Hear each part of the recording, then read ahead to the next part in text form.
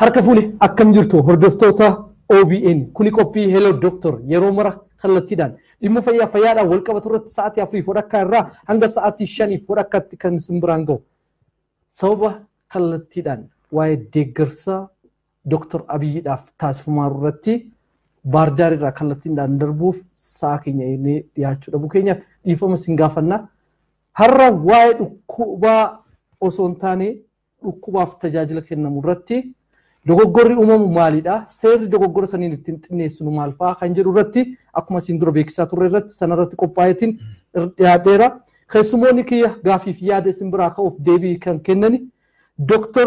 Darajjee Dhugumaa biiroo eegumsa fayyaa Oromiyaatti hoogganaa biirichaati akkasumas Suleeman Shugguxee biiroo abbaa alangaa waliigala federaalaatti abbaa alangaa federaalaa dhimma seera edel addunyaa da ga'een isaanii jechuudha akkasumas gorsaa fi waa'ee seer fayyaa kanaan wal qabateetiin jechuudha leenjiiwwan adda addaa irra kennuudhaan kan beekamanii kanaaf keessumoota kanneen naasmadhaa mee eegaluudhaa fi kennis tajaajila wal'aansaa akka biyya keenyatti ilaallee kennis tajaajila wal'aansaa kana seerota daangaatti goonu maal faatu jira mee Oromiyaan akkamitti deemaatti kan jedhu Dr. Darajjee irraa eegala. Galatooma carraa kana argachuu keenyatti OBN akkasumas immoo sagantaa Dr. kana baay'ee galateeffachuu barbaanna. Egaa akkuma kan dursi beekamu yeroo yerootti dhimmoota fayyaa wajjin wal qabatan haala kanaatiin gurra uummataa biraa akka gahuudhaaf carraa nuu kennamutti yeroo hundaa galateeffanna ammas irra deebinee galateeffachuu barbaanna. Egaa keessumaa guyyaa irraa kan immoo dogoggora tajaajila yaalaa wajjin wal qabatee qaqqabuu danda'u irratti uummannis akka sirriitti hubatu akkamitti akka ittisuu irratti akka mari'annoo fi carraa guddaa argannee jira. Egaa akkuma beekamu kennis tajaajila fayyaa baay'ee sirna wal xaxaa ta'ee fi dallaa yookaan mooraa dhaabbata fayyaa galuu irraati qabee haga nam tokko yaalamee ba'uutti ogeessa wajjiniin hojjetaa adda addaa wajjiniin qaama adda addaa wajjin tuttuqaa kan qabu jechuudha. Hojii bal'aa of keessaatii qaba. Kanaaf bakka hundumattiyyuu haguma wanti gaariin hojjetamu rakkoon tokko tokko mudachuu hin danda'a jechuudha. Rakkoowwan mudatan kun dhimmoota adda addaa sababa adda addaatiin ka'anii dhufuu hin danda'u. Kanaaf rakkoolee kana daangessuudhaaf yookaan immoo akka isaan hin babal'anne miidhaa adda addaa akka hin qaqqabsiisneef qajeelfamni adda addaa bakka adda addaatti hin jira. Sadarkaa federaalaa, sadarkaa naannootti akkasumas immoo sadarkaa dhaabbilee fayyaatti hin jira jechuudha. Qajeelfamoota kana hojiirra oolchuudhaan hanqinaalee adda addaa ka'uu danda'an xiqqeessuunis hin danda'ama. Haga danda'ametti immoo uummanni akka hin miidhamneefis hojiiwwan hojjetamaa turanis kan bu'uura ibsinu ni jira. Gara fuulduraatti immoo kana caalaa immoo dhimmoonni ammas ciminaan hojjetamuu qaban dhaabbata fayyaa mootummaattis haa ta'u dhaabbata fayyaa dhuunfaa keessattis haa ta'u dhimmoonni hojjetamuu qaban ni jiru jechuudha. Kanaaf qajeelfamoonni sirrii ta'an naamusa ogeessaa wajjin wal qabatee dandeettii ogeessaa wajjin wal qabatee dhiyeessiiwwan barbaachisan wal qabatee akkasumas immoo koodii ittiin tajaajilli kennamu yookaan istaandaardii tajaajila tokko ittiin kennamu guutamuusaa kan ilaalchisu wajjin wal qabatee dhimmoonni adda addaa bal'inaan jiru. Kana eeguu dhabuudhaan rakkoowwan yeroo ka'an immoo akkamitti gama qaama seeraatiin qaama disiipiliinii yookaan naamusa eeguutiin qaama hooggansaatiin akkamitti ilaalamee tarkaanfii fudhatamaa akka jedhu wantoonni bal'aan jiru jechuudha. Tole mee gara Suleeman Shugguxeetti dhufaa biiroo abbaa alangaa waliigala federaalaatti akkasumas gahee hojiidhaanii abbaa alangaa federaalaa dhimma seera idil addunyaatti kanaanis tireeningii adda addaa irratti waan kanaa wal qabatee kennaatiin turte gorsas hospitaalota adda addaa irratti akka taate inni beeka. Kanaan wal qabatee mee bu'uurawwan seeraa biyya keenya keessatti dogoggora yaalaa kanneen hir'isan maal fa'aa akka fakkaatan isaan sanniin tarreessina. Baay'ee gaariidha. Galatooma jedha. Sagantaa kanarratti OBN wanta naaf fedheef galata guddaa qaba. Haala qabatama biyya keenya jiru keessatti seerri dhimma fayyaa kana wal qabatee jiru seera biyyoota kana keessa jiran seerota adda addaa keessatti kan bittinnee argamudha. Seerri yakkaa jalatti illee ni arganna. Wanta immoo gartee namni yoo miidhameetiin hin jedhu immoo beenyaa gaafatuuf mirga waan qabuuf seera beenyaa irratti yookaan siivil loo jennaani siivil loo san keessatti illee ni jira. Kan biraa immoo administreetiv loo jennaani administreetiv loo biiroomaan fayyaa hoogganu sun hojjetaa ofirratti taayitaaf danda'e qaba. Hojjetaa ari'ullee ta'uu disiipiliinillee dhiyeesseetiin qixaaxulee barbaade mirga qaba. Yoo mindalee ittiin jedhe mirga qaba. Inni sadaffaa administrative law jedhama. Kanaaf raffammoo ethical liability jedhama. Inni immoo naamusa hojjetaa kana eeguuf ethical code jira. Ethical code san nama violate godheetiin yookaan immoo nama isarra dabareetiin dalageetiin jedhe naamusa fayyaa naamusuma disipiliinii professional isaanii bulchuu kanaan akka federaalatti yoo ta'e fakkeenyaaf komiteetu jira. Komiteen dhimma etiksii kan ilaalu dhimma naamusaa kan ilaalu jira. Dhimma naamusaa fuuldura isaaniitti dhiyaateetiin yoo barbaadan laayisensii isaanii illee akka piraaktiisiin goon yookaan immoo yeroo gabaafaaf illee ta'e yeroo dheeraaf piraaktiis akka hin goon yookaan immoo barumsa dabalataallee baratanii akka dhufan ajajuu ni danda'a jechuudha komiteen sun. Kanaafuu seerri yakkaan jira criminal law jennaani. Seera siviiliin immoo seera beenyaatti gaafatamu jechuudha. Namni miidhama itti qaqqabeetiin jedhe. Administrative liability ni jira. Inni immoo biiroodhaaf taayitaa biiroodhaaf kenname jechuudha. Biiroo fayyaa kana bulchuuf. Kanaaf raffaa immoo ethical liability jedhama. Inni immoo warroota akka kunniin warra seeraan dhaabbateetiin jedhe. Seera labsiin dhaabbate seera labsii federaalaa fi yeroon kaawunsila ministeeratu ishuu godhe seera kan haala saniin komitee dhaabbatee jira haala federaalatti. Kunniin akka naannootti illee ni argama. Kanaafuu haala afraniin disipiliinii yookaan immoo professional biraatiin yoo waliin qabne ilaalle warroonni qaamolee fayyaa keessatti dalagan itti gaafatamummaan isaanii bal'ina illee qaba jechuudha yoo haala kanaan ilaalle. Kanaafi seera ittiin bulmaataa yookaan dogoggora kan ittiin xiqqeessinu akkasumas aangoo yaalaa kanneen ittiin bulchinu qabnaa jechuudha. Akka federaalaattis akka naannootis kanneen amma bifa bittinnaa'ee ilaallaa. Kanaafuu qophii kanarratti waa'ee seera yaalaa yookaan seera fayyaa kana wal qabateetiin jechuun dogoggora uumamuu danda'u xiqqeessuudhaa fi maal gochuu qabu gahee hawaasaa hundaan ni barbaada. Kanaaf gaafiidhaa fi yaadaan hirmaachuu dandeessanii toora bilbila keenya 01 11 26 12 yaada keessan ergaa gabaabaa 8331 yaada nuun ga'uu dandeessu jechuudha. Tole yaada kanarratti kan argaman biiroo eegumsa fayyaa Oromiyaatti hoogganaa biirooti Dr. Darajjee Dhugumaas asitti argamu. Kanaaf yaadaa fi gaafiidhaan qophii kana gabbisuu dandeessu. Mee doktoratti dhufa. Doktor dogoggorri kuni mee akka biiroo keenyatti yookaan akka Oromiyaatti mee maali sakatta'insi taasifamee jira? Mee kana mee nana laallu. Baay'ee gaarii. Egaa akkuma beekamu dogoggorri tajaajila fayyaa irratti uumame akkuma addunyaattis baay'ee rakkoo guddaadha. Biyyoota guddatan keessatti illee bal'inaan nama qunnamachuudha. Biyya Ameerikaa keessatti qorannaa yeroo adda addaa gaggeeffamuutiin dhibeewwan hawaasaa lubbuu dabarsuuf akka sababaatti kan keessaati dogoggorri tajaajila fayyaa tokkoon kudhaniitti dhibeewwan jiran keessaati sarkaa tokko irratti sarkaa wayirra hin bu'achuudha. Biyya keenya keessatti Afrikaa keessattis qorannoon bal'aan hin gaggeeffamin iyyuu malee bakka adda addaatti qorannoowwan gaggabaabaa yookaan sarvee gaggabaabaa gaggeeffamaniin rakkoon kun ni mul'ata jechuudha. Marraa kee dhufa hojjennu tokkoffaa gama hawaasaatiinis yookaan gama nama tajaajilan barbaadamu dhufee wajjinis wal qabatee wantoonni ka'an jiraachuu danda'a. Hawaasni keenya yeroo barbaachisaa ta'etti dafee osoo dhibeen irratti hin cimin gara dhaabbilee fayyaatti dadhabuu yerootiin tajaajilaaf dhufuu dadhabuu erga balaan irra qaqqabeetii dhufuu wajjin wal qabatee balaa xiqqootiin akka lubbuun isaa darbus akka miidhamni qaamaa irra ga'us kan geessus hin jira. Kana malees immoo gama dhaabbata fayyaatiinis rakkoon ni mudatu. Dhaabbata fayyaa keessatti meeshaaleen gahaan jiraachuu dhabu. Haalli tajaajilatti kennamu gahaan jiraachuu dhabu. Istaardaandii barbaachisu guutamuu dhabu. Hanqinni kutaalee hanqinni qorichaa jiraachuun dogoggorri yaalaa akka uumamuuf gumaacha mataa isaa hin qabachuudha. Inni sadaffaaf inni barbaachisaan immoo ogeessa fayyaa wajjin wal qabatee kan jiru. Ogeessonni fayyaa tokkoffaa dandeettiin isaanii yookaan gahumsi ogummaa isaanii gahaa ta'uu dhabu. Keessumaa kun yuunivarsiitii keessatti barumsa kennamu wajjin wal qabata. Achi yeroo bahan immoo gara hojiitti otuun galiin leenjii dabalataa kennamu guutummaatti fudhachuu wajjin wal qabata. Ogummaa isaanii kanarratti ofitti amanamummaa isaan qaban yookaan konfiidensii isaan qaban wajjinis wal qabatee hanqinaaleen bakka adda addaatti yookaan dhibee kanaaf yookaan dogoggora yaalaa kanaaf salphaa saaxilamuu hin danda'u jechuudha. Kana malees gara tajaajilaatti erga galaniitii booda immoo keessumaa gahumsa ogummaa sana dagachuudhaan yookaan immoo maanna dhibdeedhaan negilijensi kan jennu jechuudha afaan Ingiliffaatiin negilijensi irraatii kakee akka salphaatti dhibeewwan ittifamuu danda'an yookaan immoo sirriitti waliin dubbachuu dadhabuu irraatiin dhibeewwan yeroo hawaasa keenya irra qunnaman bakka baay'eetti argamu jechuudha. Egaa kun ogummaa hundarratti ogeessota hundarratti argama jennee ilaalle ogeessonni baay'een karaa gaarii ta'an ni hojjetu. Garuu immoo ogeessa lakkoofsaan salphaan ta'anii biratti dadhabinni kun hin jira jechuudha. Kun immoo ogummaa duwwaa biratti osoo hin taane gaggeessummaa keenya wajjinis wal qabata. Dhaabbata fayyaa sanaa ka gaggeessu wajjinis wal qabatee hanqina dhaabbata fayyaas gamtakkootiin of keessa kan himmatu waan ta'eef rakkooleen kun jiru jechuudha. Maal gochaa jirra akka naannoo akka biyyaatti kan jiru waan muraasa kaasuuf akkuma beekamu dhimmoota kana sakatta'uu wajjin wal qabatee inni guddaan eeruu irratti kan nuti hundoofnu jechuudha. Eeruun hawaasa irratti akka qaqqabu akkasumas immoo qaama miidhame sanas irratti akka qaqqabu maatii qaama miidhame yookaan immoo nama miidhame sana irratti eeruun sarkaatiin akka qaqqabu hin taasifamu jechuudha. Kanaaf immoo sirna diriirsinee jirra.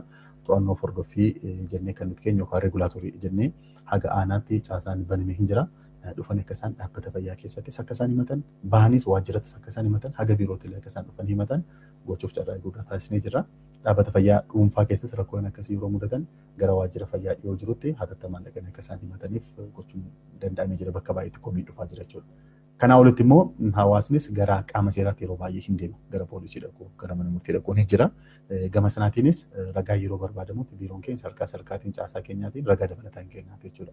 Gama kanaatiin ilaalaa jira. Namoonni qorannoo irratti soo qoratanis hin jiru. Barumsa maasterii isaanii xumurachuuf yookaan immoo PhD isaanii kan irratti hojjetan ni jiru. Ragaa nuuf kennu jechuudha. Dhibeen kun ni jira bakka adda addaatti sarkaa adda addaatti mul'ata. Haga waan muraasa fakkeenya qoricha sirriin taane kennuu irraatii eegalee haga lubbuun namaa darbuutti sarkaatiin bakka adda addaatti ni mul'ata jechuudha. Egaa as keessatti maali wanti ta'amuu qabus karaa jedhuutiin yeroo ammaa kana hojii bal'aa jalqabnee jira naannoo kanatti waggoottan darban lamaan kana keessatti keessumaa haaromsa keessattis kan hawaasni keenya kaasaa ture kana dhaabbilee fayyaa dhuunfaa keessattis mootummaa keessattis hin qaamaan ta'eef maal goonu ka jedhu sarkaa federaalaatti qaama jiru wajjiniin ta'uudhaan hojiiwwan jalqabne hin jira. Kanaaf hawaasni keenyas akka durii maatiin isaa hojii laamuu miidhamu gara manaatti callisee hin galu. Akka durii sanatti waaqatu ajjeesee carraa masaatii jedhee gara manaatti galaa hin jiru. Rakkoon tokko irratti mudannaan hanqina ogeessaatiinis haa ta'u hin gaafata. Dhufee haga biirootti nu gaafatee deebii nu kennaa dhugaan keenya haa ba'u jedhee dubbataan jira. Kun sirrii fi cimee deemuu qaba. Hawaasa gaafataa jechuun kana. Kana malees immoo qaama seeraa bira dhaqees iyyannoo isaas hin dhiyeeffata. Bakka humnaa ol ta'ettis gara qaama federaalaatti koreen akka biyyaatti hundaa'ee hin jira waan ta'eef achis dhaqee hin himata. Kanaaf kun wanta gaarii waan cimuus qabu miidhaa irra ga'e karaa sirrii ta'eef karaa ragaa argachuu danda'uun gaafachuun sirruma haala kanaatiin argataa jirra sakatta'aa jirra jechuudha. Tolimi Suleemanitti kan dhufu leenjiiwwan garaagaraa irra kennaatiin turtanii isin miidikoo liigaal isa jedhu yookaan seera bu'uura hir'isa dogoggora yaalaa kanarratti jechuudha. Mee tamsiisisaa fakkeenyaaf biyya alaatiin wal bira qabneetiin qorannoon garaagaraa jiraachuu danda'a. USA kaasanii jiranii doktor mee maal fakkaata kan biyya alaa hammam baay'ata dogoggorri kun? Ilaalchi jalqaba sirraa qaba jedheetiin yaada akkuma biyyattuu rakkoon kun rakkuma Itoophiyaa qofa miti. Kanuma rakkuma Oromiyaa qofa miti. Rakkoon kun sadarkaa addunyaatti illee sadarkaa miidhamni kun uummata miidhaa jiru jira. Amma sadarkaa biyyoolessaatti kan sadarkaa addunyaatti osoo fudhannee Instituutii Londonii keessa jiru jira biyya Ingilizitti. Inni riisarchii akkamii pablish godhee sadarkaa addunyaatti nama 10 keessaa namni tokko dogongora fayyaatiin nama dhiqamudha akka jedhu. Nama 10 keessaa nama tokko akka jedhu kuni avreejiidha. Avreejiin isaa kun gaafa Afrikaatti yookaan gara gaafa Itoophiyaatti fidu adda adda ta'uu ni mala. Akka Afrikaatii fi akka biyyoota guddataa jiranitti lakkoofsi namoota dogongora fayyaatiin miidhaman 10 keessaa haga 3 illee haga 4 illee ol guddatu ni mala jechuudha. Kun avreejiidha. Garuu akka addunyaatti nama 10 keessaa namni tokko ni miidhama jechuudha. Akka sadarkaa fakkeenyaaf akka Ameerikaatti osoo ilaalle akka reef doktor jedhanitti sadarkaa dhibee lubbuu dabarsuun jiru irratti namoonni dogongora fayyaatiin du'an gara sadaffaarratti akka jiru dhibeen almost kaansarii fi dhibeen lammataa illee ni jira. Sadarkaa sadaffaarratti akka jiru namoonni dogongora fayyaatiin miidhaman jechuudha. Fakkeenyaaf amma USA keessatti Ameerikaa keessatti katabbii mul'anne yookaan katabbii adabaan dubbatu hin dandeenye namoota 6,000 du'a. Prescription wal qabatee jechuudha. Riisarchii biraa irratti immoo tu'irizuman kitaaba tu'irizuman jedhamutu jira. Kun kitaaba iccitii dogongora fayyaa addunyaa irratti illee jiru saaxila baaseedha. Kitaabni sun maal jedhaa namoonni Ameerikaa keessatti dogongora fayyaatiin wal qabateetiin hin du'anii lakkoofsi isaanii osoo xiyyaarri Boeing 747 isa guddaa jechuudha. 6 osoo guyyatti lafa dha'ee miidhama inni fiduu fi miidhamni dogoggorri fayyaa fidu wal qixa jedhan. Garuu dhimmi kun waa'ee adda addaatiin gara uummataatti bahee uummanni beekuu hin dandeenye malee rakkoon fayyaa keessa jiru baay'eedha kan jedhudha. Even lakkoofsi namoota dogongora fayyaatiin miidhaman lakkoofsa Ameerikaan waraana addunyaa tokkoffaa fi waraana addunyaa lammaffaa irratti ittiin miidhamte san caala jedha. Wanti kun argisiisu wal bira qabnee ilaallu jechuudha. Dogongorri fayyaa uummata keenya keessatti dhokata malee rakkoon inni geessaa jiru guddaa ta'uu san beeksisa. Akka Yurooppii osoo fudhannee Yurooppii keessatti parsantii 10 haga 12tti hospitalizationii keessa jechuudha rakkootu jira. Patientii yookaan immoo dhibamtoonni parsantiin isaanii 10 haga 12 gahu. Kun amma gara East Europe yoo deemtu lakkoofsi isaa dabalaatiin deema. Garuu biyyoota Awurooppaa develop ta'an guddatan keessatti lakkoofsi isaa yoo xiqqaate 10 jechuudha. Amma 12 olitti dogoggorri fayyaa hospitaal keessatti hin argamaa jechuudha. Akka Awurooppaatti. Kuni akka Afrikaatti hagam dhufaa kuni hundi keenya qorannee kan irra gahuu qabnuuf kan itti ilaaluu qabnu. Sababiinis dogoggorri fayyaa hin uumamu miti. Dogoggorri fayyaa uumamuu danda'a. Dogoggora fayyaa kana xiqqeessuuf nuti hoo hamma hin qophoofneerra kan jedhu irratti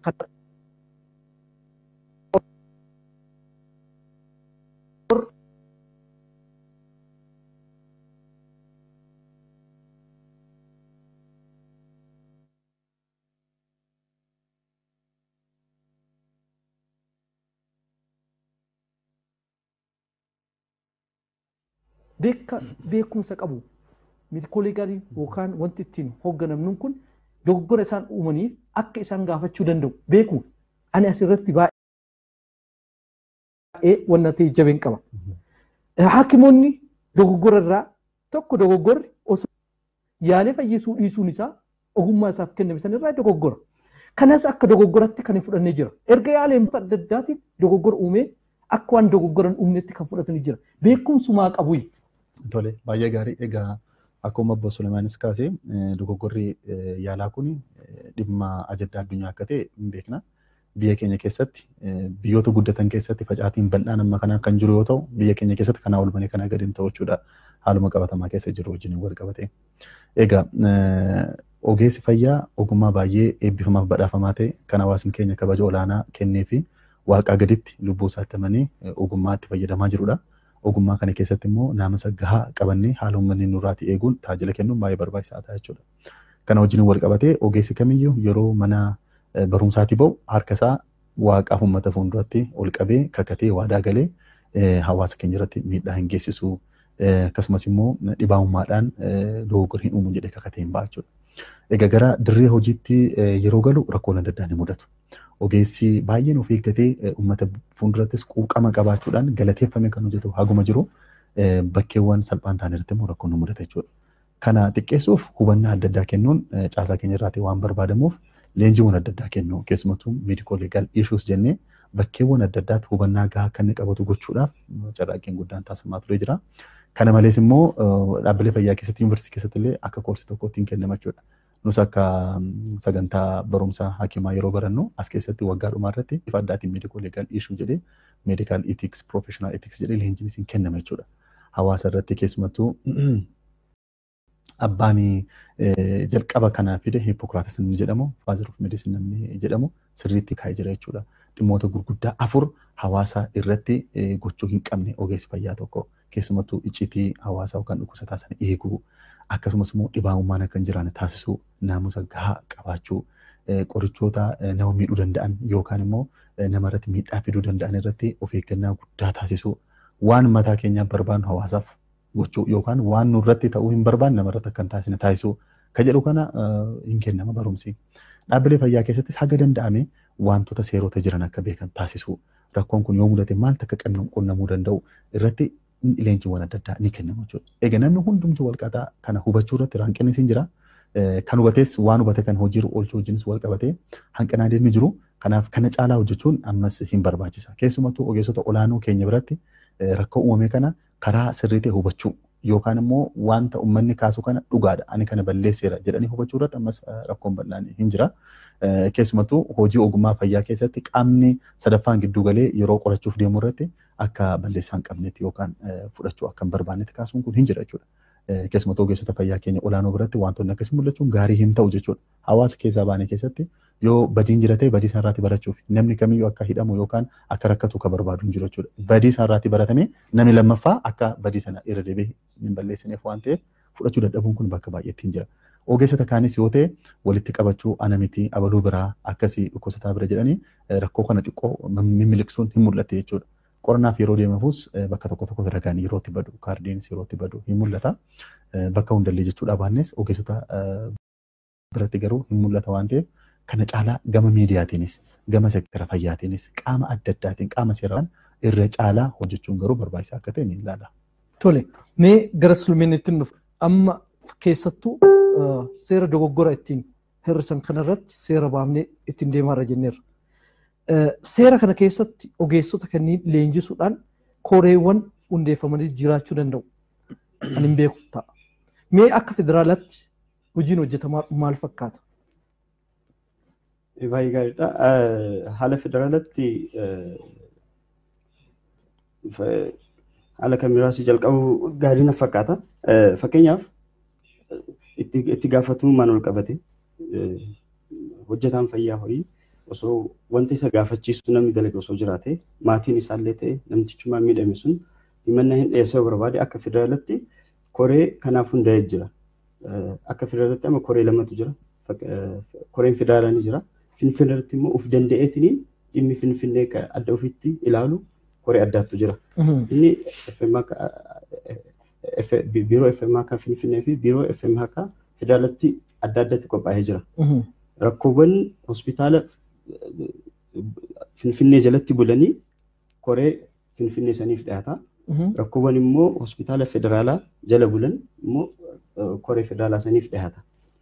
Erga namni komii qabu sun dhaqeetiin koree san duratti gaafii ofii dhiyeeffate gaafii inni dhiyeeffate san koree laalee hojjetaan kun rakkoo uumee jira nama miidhee jira yoo jedhee ta'e koreen sun waraqaa yaamiinsaa ergaa fi namticha himatame sanii jechuudha. Innis guyyaatti qophaa'ee gaafii ofii dhiyeeffate deebii ofii dhiyeeffatee dhiibu koree san dura dhiyaate ni dhiyeeffata. Ragaa namaallee yoo qabaatee ni dhiyeeffata. Karaa kan immoo namtichi himatus ragaa ofii ni dhiyeeffata. Ragaan dhiyaatu ragaa namaallee ta'uu ni mala. Ragaa waraqaan illee dhiyaate ta'uu ni mala. Achiin booda koreen erga wanta bitaa fi mirgatti jiru ilaaleen booda inni kun hojjetaan kun rakkoo geessisee jira yookaan miidhame geessisee jira jedheetiin yoo yaade murtiitti dabarsa jechuudha. Murtiin lakkoofsaan haga ayinatni isaanii haga 10 ni gaha. Sanniin keessaa akka miidhama inni geessisee jechuudha. Miidhama du'aati moo miidhama nafaati moo miidhamni illee gaafa osoo jiraatu illee dhabee hojjetaan sun akka naamusaatti itiksi jechuudha. Koreen sun isa qixaaxuu ni danda'a jechuudha. Erga komiteen sun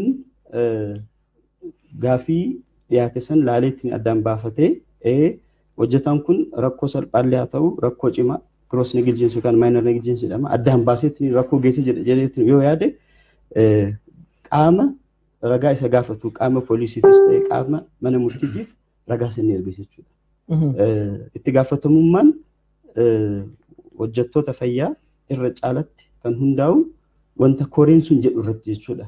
Osoo koreen sun seengii qabaatiin osoo waa hin jedhin maaliif dhimmi fayyaa kun dhimma komplikeet ta'edha. Dhimma poolisiin investigeet godheetiin irra gahuu danda'u miti yookaan dhimma manni murtii mataa ofiitti hin danda'ee qorateetiin irra gahuu danda'u miti. Dhimma fayyaa kun afaan warroota baratan sanii warrootuma beekumsa qaban sanii laallameetiin rakkoon ni jira hin jiru osoo hin jedhamin seeraa kun calliseetti seenee firiin gaarii hin argamu. Nama miidhame san gaafii inni gaafatu saniif deebii qubsaa kennuuf hin dandeettu jechuudha.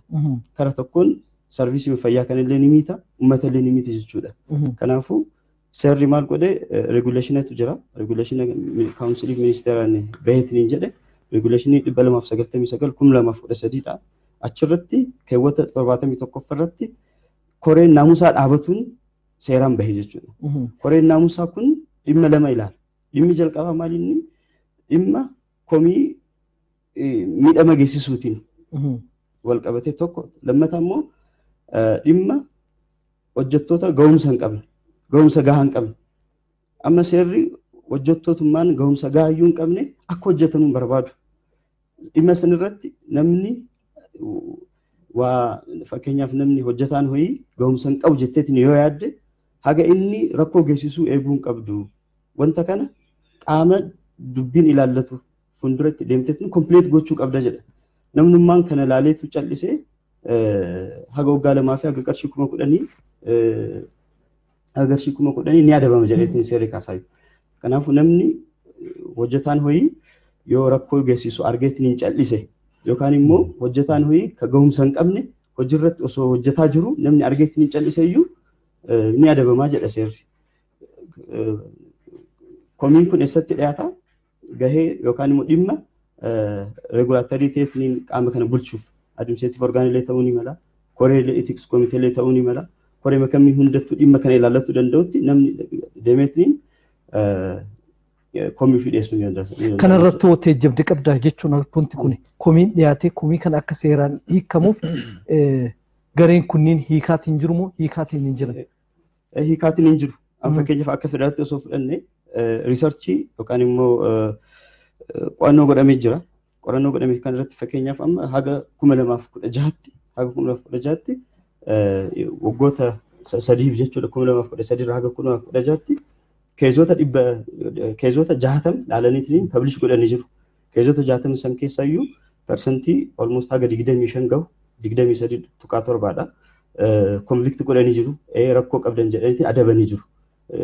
Haga tokko laayisensii isaanii baar godhamuu ni danda'a akka isaan practice hin gonneef yookaan immoo under supervision ta'aniitiin akka hojjetaniif yookaan immoo hojii specific wayii akka hin dalagne illee isaan ilaalee dhaabuu ni mala yookaan immoo laayisensii isaanii yeroo gabaabaafis ta'e yeroo dheeraaf akka isaan ittiin fayyadamne godhaniitiin dhaabuu ni mala. Haala adda addaatiin fakkeenyaaf koreen Finfinnee illee at the same time isaan illee keezota adda addaa almost keezii 100 ol harkaa qabu ka federaalaan doom lakkoofsa san caaleedha. Mee kan booda naannoowwan kanneenis wal bira qabnee ilaalla akka Oromiyaattis maaltu fooyya'uu qaba Oromiyaa irraas namni yaada kana kaasuus jiraachuu danda'a.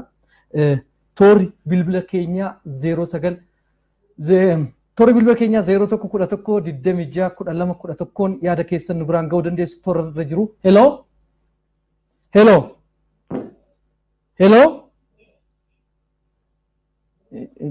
Tole itti deebina yaada keessan ergaa gabaabaa 831 nu ga'uu dandeessu.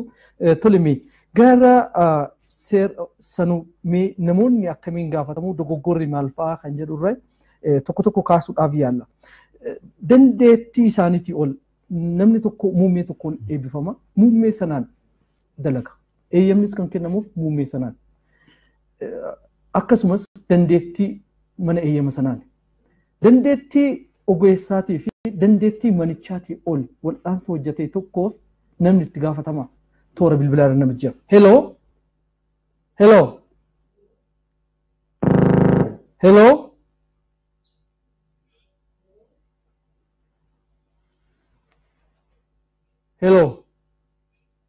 Al tokko asii sagalee baastuu keenya irraa dogoggorri natti fakkaata sagalee baastuu kana sirreessinaa dhiifama isin gaafannaa. Tole mee kana hoo akkam jennaa? Tole. Baay'ee gaarii egaa rakkoowwan bakka adda addaatti mul'atan kan wajjiniin wal qabatee ka'umsi isaanii sababni isaanii furmaan isaanii haaluma sanaatiin adda baanii ta'anii jiru. Keessumaa amma wanta akka naannootti hojjetaa jirru wajjiniin wal qabatee tokkoffaa sadarkaa federaalaatti kan keeziiwwan naannoo Oromiyaa keessa deeman harka caaluutti ilaalamu kan obbo Salmaan sirriitti kaasee jira jechuudha. Nu sadarkaa keenyatti wanta ilaalaa jirru hin jira. Sadarkaa keenyattis bakka lamatti adda baasanii kan ilaalaa jirru hin jira. Sana booda kaasuu nan danda'a. Keessumaa amma dhaabbileen fayyaa egaa ga'umsa mataa isaanii yookaan immoo istaandaardii mataa isaaniitiin kan isaan baafaman. Keessumaa rakkoowwan kun bal'inaan kan dhufaa jiran dhaabbilee fayyaa dhuunfaa keessaati. Namni qaamni miidhamuu du'uun mudataa jira jechuudha. Tarkaanfii addaas fudhataa turree jira. dhaabbilee fayyaa dhuunfaa keessatti kan mudataa ture keessaati humnaa ol hojjechuu yookaan istaandaardiin kan eeyyamuuti ol hojjechuu. Fakkeenyaaf kilinika giddu galeessaa ta'uu keessatti opereeshinii gurguddaa gonkumaa hojjechuun hin eeyyamu. Achisus istaandaardii sirrii taa'eefii jira. Garuu immoo dhoksanii bakka adda addaatti hojjechuun ni jira jechuudha. Yeroo sana godhan rakkoo adda addaa mudachuu danda'a. Rakkoon immoo irra caalaa hin mudata. Maaliif istaandaardiin sun eeyyamni sun laayisensiin hin kennamne waan ta'eef waan karaa sirriin taane hojjetamu rakkoo wayii qabaachuu hin dhabu jechuudha. Kanaaf bakka akkasitti tarkaanfii adda ta'e fudhachaa turre jechuudha. Hello. Hello. Akkam jirtu fayyaa jirtu? Naguma akkam jirtan? Fayyaadha. Eenyu jedhu? Dr. Bonso jedhama. Hospitaala Tukuran Basarraa. Tole Doktor, akkam jirtu? Nagaa fayyaa. Fayyaadha. Nagaa fayyaa. Fayyaa. Waa'ee seera ittiin bulmaata yookaan seera dogoggora fayyaa irratti uumamsiisuudhaan ittiin to'annoo irratti mari'atarra meedikooleegaalii irratti yaada yoo qabaattame. Baay'ee bareeda. Mata dureen mariillee baay'ee natti tolee jira.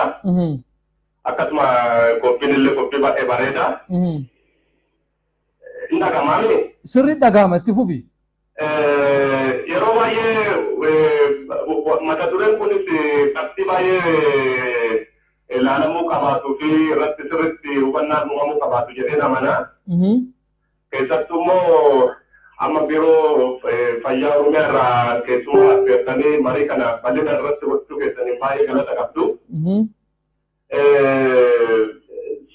Seerri waa'ee hojii fi hojimaata fayyaa kun ulfaata akkuma fayyaan ulfaata waa'een lubbuu namaa ulfaatina qabutti seerri ulfaata. Namoonni yeroo baay'ee amma biyya keenya kana keessatti gara laafinaa fi walumaan walii amantiin malee haala seera kanaatiin baay'een isaa wanti dalagamee hojiirra oolu baay'ee isaa akkasuma taa'ee miti jechuun bal'inaan akkasitti hojiirra kan oolullee baay'ee mul'atu. Garuu qabxiinan baay'ee kaasuu barbaadu. Biyya keenya keessatti akkuma beekamu Tole. Hello.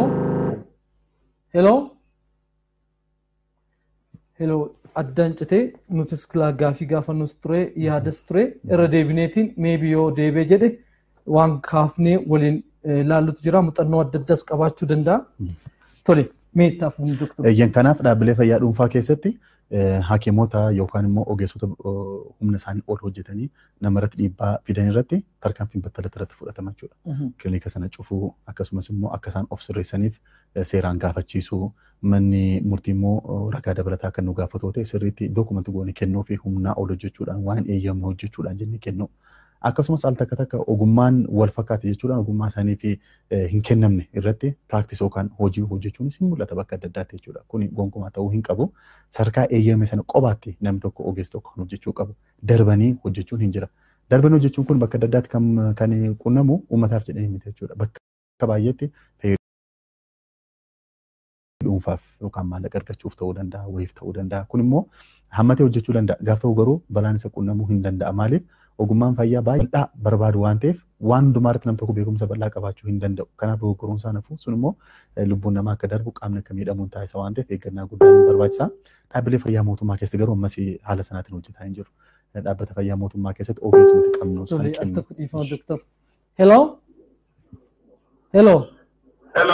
Hello, addaan cite.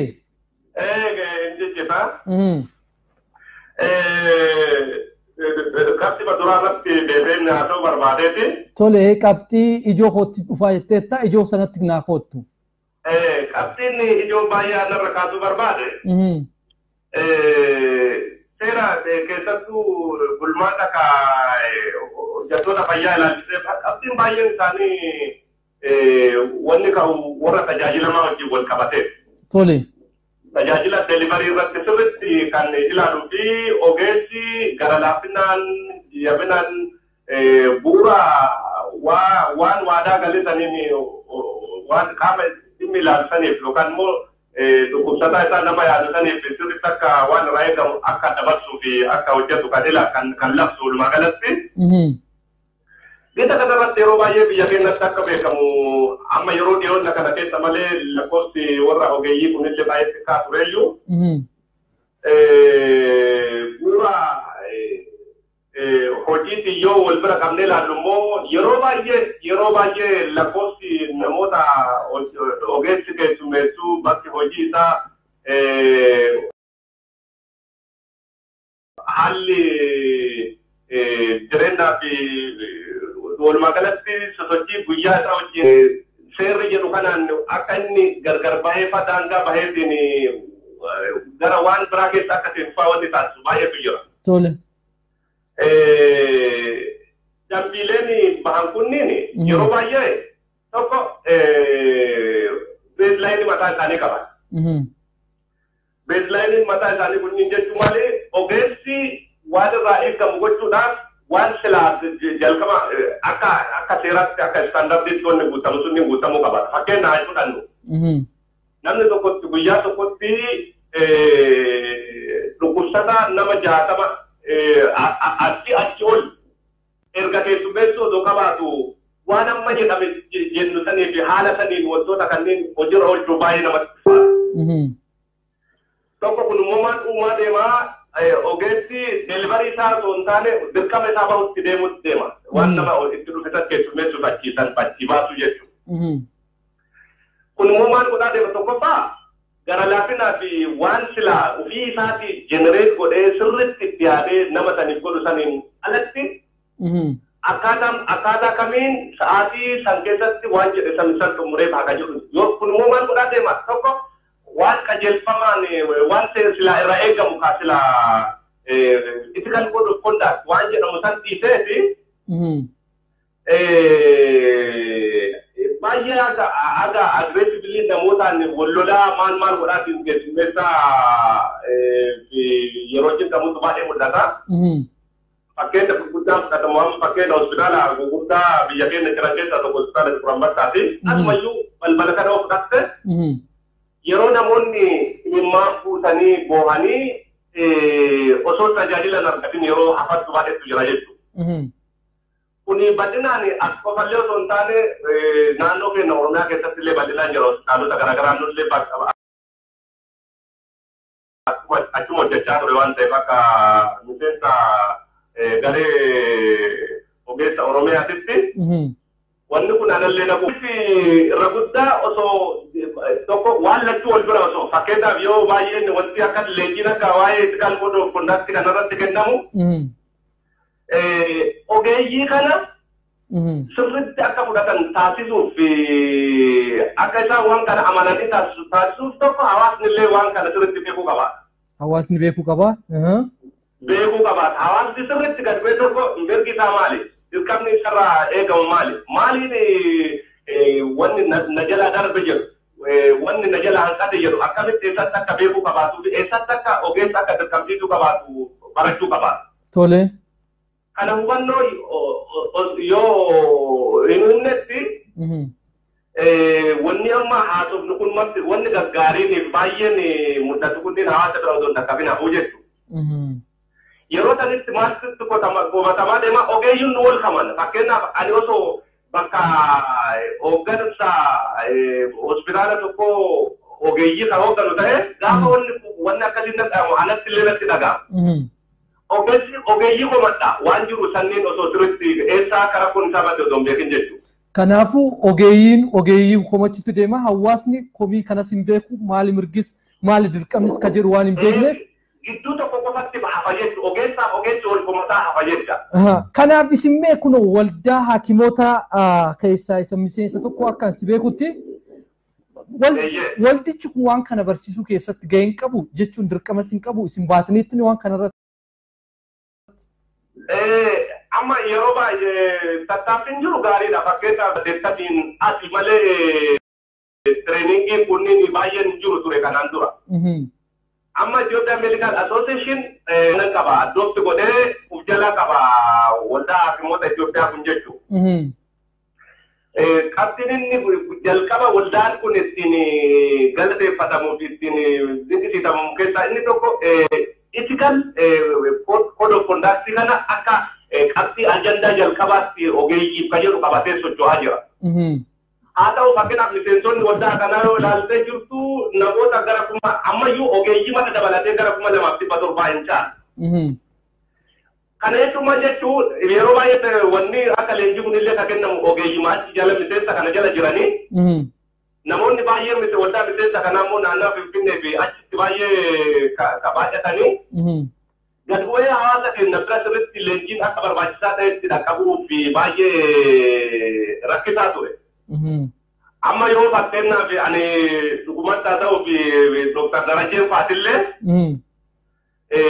akkuma hojii gurguddaa baay'ee naannoo hojjetaa jiranii amma kanatti tokko baay'ilaateral hawaasa illee wal biratti leenjisaa ogeeyyii hospitaalota kennaa fi buufataalee fayyaa naannoo Oromiyaa keessa jiran keessa sirriitti gad bu'eenaan leenjiin wal gargaarsa waldaa hakiimoota kanniitii wajjin osoo leenjii osoo kenname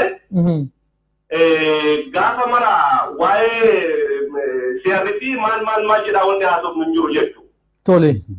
Maaliif jennaan ogeessi kun silaa dirqama ogeessaati. Hawaasa isa barsiisee hawaasa keessaa bahee fi tajaajila barbaachisu ofii isaatii hubamee miidhamee kennuun dirqama isaati garuu ogeessi kun akka waan kana bitamee keessa isaatti quuqaman wantoota kanas seenu kallattii isaatitti illee wanni jiru haalli mijachuu qabaatu baay'ee mijachuu qabaata jechuudha. Leenjiidhaan wal qabatee hubannoo hubachiisuudhaan wal bira qabatee ogeessi kanarraa waan xiqqoo bardanii isarra jiru irraa eebbisuudhaan wal bira qabatee wantoonni kun irratti hojjetamee bu'aa gaarii fida jedhee amana. Galatoomii yeroo keenyarraa kaasuudhaaf namoota birootiifis carraa kennuuf namoonni yaada isaanii kaasuuf fedhan hedduun jiraachuu danda'a. Toorri bilbila keenyaa meebii biizii ta'uu danda'a. Dr. Darajeenis waan kanarratti waan tuttuqan qabu. Garuu achi keessatti kan Dr. Boonsoon kaase namoota 60 waldhaanuudhaan biizii ta'u namoota hedduuf tajaajila kennuu keessatti kwaalitiin suni gadi bu'uudhaan istaandardoota wantoota guutamuu qaban kanarratti kan jedhu jira. Garuu meeqa keenyatu miseensa haakimootaa ta'eetiin keessattuu warri siinerii ta'e namoota 60 kana ilaalaa. Isaanis akka of laaluu qaban koreen haakimootaas waan kanniin laaluu qabu. Namni 10 nama laalle qofa kan jiranis jiru. Achi keessatti warra GP ta'a meebii hospitaala jiddugaleessaa warra zoonii ta'anii irratti riijinaala ta'an jechuudha. Achi keessa meebii 60-50 jiraachuu danda'a. Akkuma jirutti ta'ee garuu biyya keenya keessatti hanguma nuti qabnu qabeenyi nuti qabnus ni beekama. Humni namaas nuti qabnus ni beekama. Kanuma wal bira qabnee namoota keenyas hammam guutumaan guututti fayyadamneerra kunis waan tuquu qabnu isa amma asiin dura jenne sanatti deemna. Waa'ee mana dhuunfaatii fi dandeettii nama tokkoo kan jedhu itti deemne isa kanas tuttuqnaa jechuudha. Baay'ee gaarii yaada gaariidha kan Dr. Boonsoonis kaasee baay'ee galatoomachuu barbaada waan dhugaadha waan irratti hojjetamuu qabus kaasee jira. Egaa kanaaf namni tokko humna isaa ol waan laayisensiitiin fudhatee ol hojjechuun eessumatu baay'ee rakkoo waan qabuuf rakkoo yeroo baay'ee karaa kana hin dhufa waan ta'eef dhoksaatiin mana hin taane keessatti mana ulaagaa hin guunne keessatti meeshaa guutuu hin taane keessatti humnaa ol hojjechuun lubbuu namaa galaafachuu hin danda'a. Lubbuun namaa akka waan biraatti waan garaajii galee booda deebistuu miti jechuudha. Dabarraan darbe jechuu waan ta'eef akkuma lubbuun nama tokkoo darbu lubbuun keenyas darbuu danda'a jennee of eeggannaa guddaatiin qophaa'ummaa guddaatiin hawaasa sana kabajnee lubbuu nama tokkoo baraaruudhaaf hojjechuun barbaachisaa ta'a. Dhaabbata fayyaa mootummaa keessa garuu hanqinni kun jira.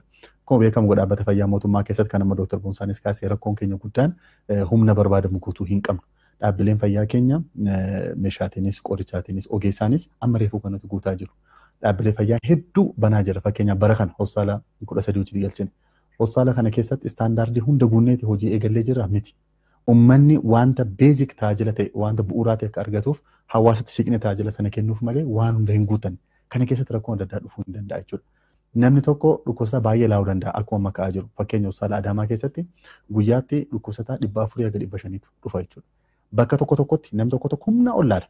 Akkuma atis jettee tokko immoo hamma sanaa kan ilaalee jiraachuu danda'a. Kan nuffees dhiisus kan uummannisti mufatus jiraachuu danda'a.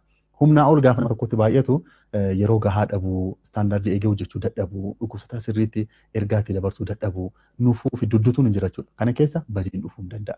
Dogoggora hojjechuu hin danda'a. Sammuun namaallee boqonnaa hin barbaada waan ta'eef kanaaf humnaa olitti baay'achuun hin jira. Dhaabbilee fayyaa keessatti kanas sirreeffachuu qabnutis gara fuulduraatti irratti hojjechuun barbaachisaa ta'a. Garaagarummaa bakka adda addaa jiru immoo xiqqeessaa isa xiqqaa hojjetu irratti dabalu isa baay'eetu hojjetu immoo xiqqeessuun. Al tokko dhumna doktor. Hello. Hello. Hello? Tole. Amma keessattuu iddoo kanatti jechuudha. Dabalataadha wanti isaan kaasan asirratti Hayyee. waan seeraa san gisii kaasuu barbaade. Hayyee Dhimma scope of practice nuu qabatee seerrillee wanta dhorku qaba. Namni tokko hanga professionatti eebbifameen san qofa dalaguu qaba. Humna ofii sanii ol dalaguun qabu jedhu san kun yakkallee akka seerattillee nama gaafachiisa. Outcome isaa gaarii ta'ellee badaa ta'ellee jechuudha. Namtichi bifa eebbifameen yookaan immoo beekumsa baratee argateen qofa san irratti hundaa'eetni beekumsa illee qofa osoo hin ta'in laayisensii biirooleen kennuuf ni jira. Kana irratti dalagii kana irratti bobba'e jedheetni kennuuf jira. Laayisensii san irratti hundaa'eetni hojii ofii dalaguu qaba. Isa san vaayoleet godhanii hojjetuun akka fakkeenyaaf dambii lakkoofsa 299 kun 13 Council of Ministeriin bahe san irratti illee unless authorizationin special ta'e wayii osoo hin jiraatin kun amma gizee emergency gizee rakkoon adda addaa jirutti biiroowwan qaama fayyaa kana bulchan authorize gochuu ni malu. Namni akkana waan kanaa dalagu namni akkana waan kanaa dalagu fakkeenyaaf HO'n hojii hakiimaa dalaguu ni malu. Yeroo emergency jiraate yeroo rakkoo jiraatetti narsiin hojii midwaayifiin hojii narsii dalaguu ni malu. Unless authorization special ta'e biiroo qaama fayyaa bulchuurraa osoo hin jiraatin hojjetaan kamiyyuu scope of practice inni ittiin eebbifame yookaan immoo laayisensiin itti kennameen alatti dalaguun tokkoffaa yakkallee akka keewwata 535 unlawful practice jedhe already seerri yakkaallee 1996tti bahe akka lakkoofsa Itoophiyaatti bahe already inni illee yakka godhee jira. Code of conduct hojjettoota dambii 299 kun sadirressan irratti illee already yakka ta'eetiin dhiyaatee jira. Kanaafuu yakkaan illee wanta nama gaafachiisu karaa biraatiin immoo naamusa hojjettootaatiinis ethical liability fideetiin biiroon qaama kana bulchu laayisensii isaanii irraallee fudhatuu ni danda'a yookaan immoo yeroo gabaabaatiif yeroo dheeraaf akka ittiin fayyadamnee gochuu ni mala yookaan immoo hojii masan irraayyuu tootalii akka baanillee godhuuf taayitaan ni jira jedhu addaan baasuuf. Tole mee inuma seenaa tokko irraa hin kaa fakkeenyaaf gaafatu teenya takkatu gaafate Asteer jedhamti. Hospitaala mootummaa keessatti waa'ee ishee ibsitee turte maqaa ishee ibsitee barattuu yuunivarsiitii waggaa 3ffaa akka taatee fi umuriin kiyya umurii waggaa 23 jettee yeroo tokkotti cirrachaa hadhooftuu qabda jedhanii erga cirrachaa hadhooftuu baafadheen booda cirracha hadhooftuun qabdu erga sarjarii ta'een booda ergasiin booda mardhumaan ergasiin booda sarjarii sadii taasifamee ergasiin wanti kun dogoggora akka ta'e irra gahamee dogoggora kanas gaafachuudhaaf giyaalee mannas banee jira. Kanaaf dogoggorri akkanaa kunneen uumamaa. Dogoggora akkanaa kana garuu akkaataa ittiin gaafannu nu hin beeknu. Kanarratti osoo nu barsiisanii kan jedhan gaafatanii jira. Eessatti dalagame jennaan mana mootummaati. Maaltu jira haakimoonni waliif daddabarsuutu jira. Isaa biti isa kana wal jedhanii walii dhoksuun jira. Kanaaf mee haakimoota kanneen yeroo bobbaan hojiitti bobbaan leenjiin kennamaafi leenjii waan biraa kennamuuf dabalataan waa'ee meedikoo leegaaliin kun kennamaafi kan jedhu kanarratti osoo kun ta'ee kan jedhuuf baay'ee rakkadhee gaafii kaastan kanarratti kan jedhu waa hedduu kaasteetti isin nuti amma waan nu fayyadu sanatti deemu. Baay'ee gaarii obboleettiin keenya kan isheen kaaste ni mudata bakka adda addaatti. Hospitaalota bebbeekamoo ta'anitti bakka ispeeshaalistoonni gurguddaan jiranatti illee mudachuu ni danda'a. Inni tokkoffaa dhukkuboonni tokko salphaatti bira ga'uu kan nama ulfaatan jira. Keessumaa meeshaalee yaalaa gurguddaa kan barbaadan kan akka CT scan, MRI kan jedhaman diagnoos gochuu yookaan dhukkuba sana bira ga'uuf illee karaa dheeraa kan gaafatan ogummaa akkasumas immoo shaakallii piraaksii ekspiriyansii kan gaafatan dhibeewwan tokko jiraachuu hin danda'u.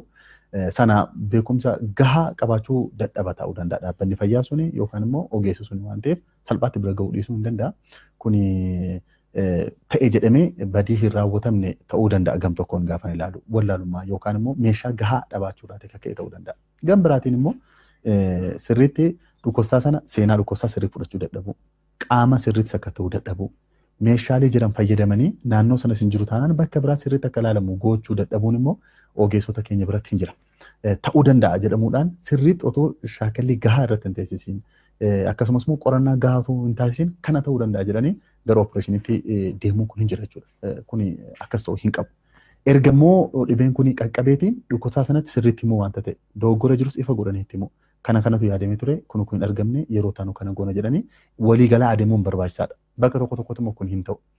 Akkuma silaa obboleessi kiyya kaasee asymmetry of information kan jedhamu hin jira. Beekumsa nuti qabnuu fi beekumsi hakiimonni qabanii fi yookaan ogeessonni qabanii fi beekumsi uummanni keenya fayyaa irratti qabu baay'ee garaagarummaa guddaa qaba jechuudha. Uummanni keenya waa'ee fayyaasaa waanuma xixiqqaa malee waan gurguddaa hin beeku. Kanaaf sirriitti walii galuun barbaachisaa ta'a. Namni tokko kophee bitachuu deeme lakkoofsa kophee isaa hin beekaa, gosa isaa hin beekaa, dhaqee sirriitti dubbatee bitata. Fayyaan garuu akkas miti. Namni dhukkubsatee deemu hin beeku waan ta'e hin beeku. Ka beeku ogeessa sana. Kanaaf waan beeku kana sirriitti itti himee waliin dubbachuun barbaachisaadha. Biyyoota guddatan keessatti kun baay'ee fooyya'ee jirama. Dhukkubsataa fi namni yaalu waan wal fakkaatu qaba. Biyya keenyatti kun ganaa biran geenya waan ta'eef rakkoowwan akkasii yeroo mudatan koreen naamusaa dhaabbata fayyaa keessatti hundaa'ee jira. Koreen naamusaa rakkoowwan akkasii kana dhagahee tarkaanfii fudhachuu achitti immoo kan hin xumuramne yoo ta'e gara murtiitti geessu. Akkasumas sadarkaa federaalaatti immoo kan koree duraan Suleemaan kaasee achitti geessuun barbaachisaa waan ta'uuf dhaabbilee fayyaa keenya keessatti leenjii kennuu koree kana cimsuun hojii amma qabannee jiru akka ta'e kaasa. Tole kanaaf seenaa nama biraallee kan odeeffannoo nuti gaazexeessonni deddeemnee gaggaafannee jira. Inumaas seenaa nama mana sirreeffamaatti keessatti luka bitaa sababa rakkoo adda addaatiin ciramoo osoo qabu lukti mirgaa ciramee ergasiin booda luka mirgaa sanaan deebiin luka bitaas ciramee har'a luka lamaan dhabee mana sirreeffamaa keessa ture nama dubbisnetu jira doga haakimootaatiin jechuudha. Kanaaf wantoonni akkanaa kun hin mudata. Tole yeroo keenyarraayis yeroo xiqqoo qabnu beeksisa tokko qabna. Beeksisa keessan qophii kanarratti yoo beeksifattan jechuudha. Dhaabbilee keessan beeksifattanii uummatatti akkasumas qophii kana qophii fayyaa buleessummaa hawaasaa cimsu kanarratti deeggaru keessanis sammuurraayis uummatarraayis galata qabdu. Kanaaf beeksisaan booda walitti deebi'u.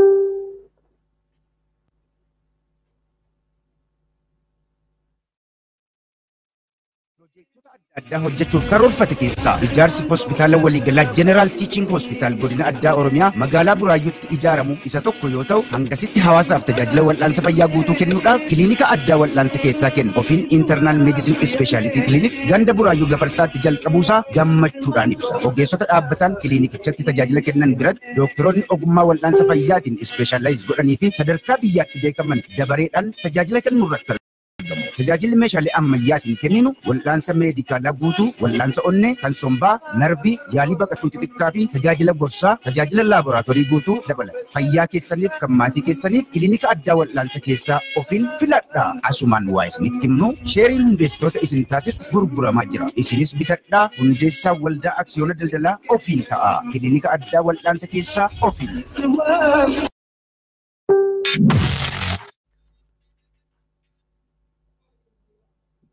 Tole erga beeksisa kanarraan booda walitti deebine tole mee walumaa galatti jechuudha ergaadhaan kan baane jechuudha. Bara 2010 amma raawwitti jirra baajeta kanas cufaatiin jirra karoora keenyas cufaa jirra raawwiidhaan gabaasnee jechuudha. Isa lammaffaa amma dhufuuf bara 2011tti maal gochuu qabna yaada gabaabaadhaan haa xumurru. Baay'ee gaarii bara taanuu kana keessatti karoora keenya keessatti wantoonni galchine keessaa tokkoffaa dhaabbilee fayyaa dhuunfaa akkasumas immoo kan mootummaa istaandardii FMA kan yookaan akka addunyaatti akka biyyaatti bahe sirriitti akka hojiirra oolchaniif sakatteessa cimaa hordoffii cimaa taasisuudhaaf karoorfannee jirra. Kana keessatti immoo keessumaa dogoggora yaalaa wajjin wal qabatee bakkeewwan ka'aa jiran karaa barsiisummaa qabuun miidiyaaf kennuuf qophoofni jira. Bakkee hospitaalota adda addaa keessatti tarkaanfii fudhachaa turre jira. Tarkaanfii fudhanne kana manuma keenya keessatti dhiyeessuu osoo hin taane qilleensa irra oolchinee OBN akkasumas miidiyaalee keenya adda addaa fudhannee akka namni irraatii baratu ogeessonni kaanis akka irraa barataniif gochuuf carraaqnee jirra. Kana malees immoo ogeessonni keenyas immoo tokkoffaa ergaa nuti qabnu haga danda'anitti haga humni isaanii danda'e hundumatti istaandardii isaaniif eeyyamameetiin akka isaan hojjetan. Kana malees immoo naamusa gaarii akka isaan qabaatan kabajaan gara laafummaan hawaasa akka isaan tajaajiluu qaban ofirraatii bu'anii fedhii fi of dursanii hawaasaaf akka isaan iddoo kennanii rakkoo jiru immoo hatattamaan sirreessuu kan hin sirroofne yoo ta'e immoo karaa dhugaa qabuun karaa haqummaa qabuutiin hawaasa wajjin walii galuudhaan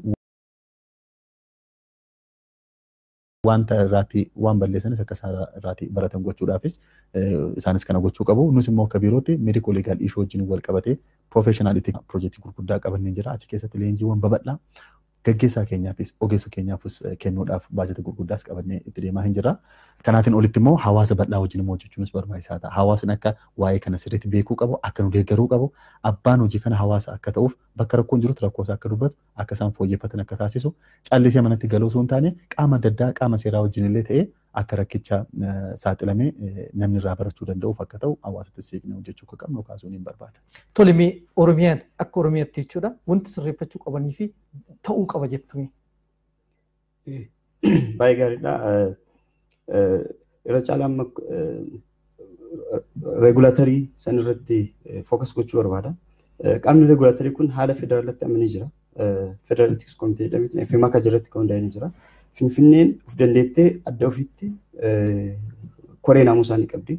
Dirreedawaalleen koree naamusaa ni qabdi. Tigraay koree naamusaa ni qabdi. Naannoon Amaaraallee ni qaba. Bahar Daar irratti dhaabate. Dabuubillee ni qaba. Koreewwan kunniin koree sila Oromiyaan qabdu. Oromiyaan haga sila Oromiyaa irratti wanti hundaa'e hin qabu. Oromiyaan regulatorii orgaanii haga beekumsaan qabutti koreen regulatorii sun erga komiin dhiyaateen booda namoota yookaan profeshinii qaama dhimma san beekuun hojjettootuma adda addaa waamuun permanent osoo hin ta'in akka ad hoc jedhama akka seeraatti ad hoc jechuun qaama dhimma yeroof qofa laaluuf hundaa'u jechuudha. Koree yeroomaaf hundeessanii. Koree naamusaa fakkaatu jechuudha. Koree naamusaa fakkaatu jechuudha. Wanta seeraan hundaa'e miti akka maaliif koreen naamusaa kun labsiidhaan kan dhaabbatuu qabudha. Labsiif danda'e qabama akka federaan dhaabbatuu qaba malee informalii namootuma garee community dhiyaate saniin beekumsa qaban qofa wayaamteetiniin decide gochuu qabdu miti. Kuni legal background qabaate koreen sun hojjettoota naamusa isaaniitiin beekaman filamanii isaanillee tarmii qabu tarmiitti dalagan qabu yeroo booda isaanillee taayitarraa kaa'atiin immoo namoonni biraa immoo naamusa koree naamusaa kanatti akka dhufan godhaniitiin dalagamuu qabu. Oromiyaan haala saniin koree naamusaa seera irratti hundaa'eetiin dhaabate hin qabdu. Amma isa san dalaguuf karoorfatanii 2011 osoo deemanii kan jedhu. Hayyee egaa biiroon eegumsa fayyaa Oromiyaa hojiiwwan piroojeektiiwwan akkasumas tajaajila fayyaa irratti kennaatiin jiru bal'atu jira. Kanas bara 2010 isa sana keessatti gaqqabeetiin ilaaluudhaan jechuudha. Isa bara 2011 fooyyeetiin dhufuudhaaf Dr. Darajjeen asirraa waadaa nu seenanii jechuudha. Hawaasnis hawaasa gaafataa dirqama isaa bahu ta'uudhaan hawaasa fayyummaan isaa eeggame misooma irratti bobba'eetiin biyyattii tana gara fuulduratti tarkaanfachiisu uumuudhaaf gaheen hunda keenyaatu barbaachisaa waan ta'eef qophii keenya asuma irratti xumurra. Qophiin kun baay'ee kan irratti hirmaachuu dandeetta waan ta'eef sababa bilbilaatiin akkasumas wantoota xixiqqoo asirraa mudateen hirmaachuu hin dandeenye. Kana dhiifama isin gaafachaa yeroo biraa waan kanarratti ni mari'anna. Qophiiwwan hafaa wajjin har'aaf horaa bulaa keessummoota keenya naa galateeffadhaa. Fayyaa ta'a. Galatoomaa.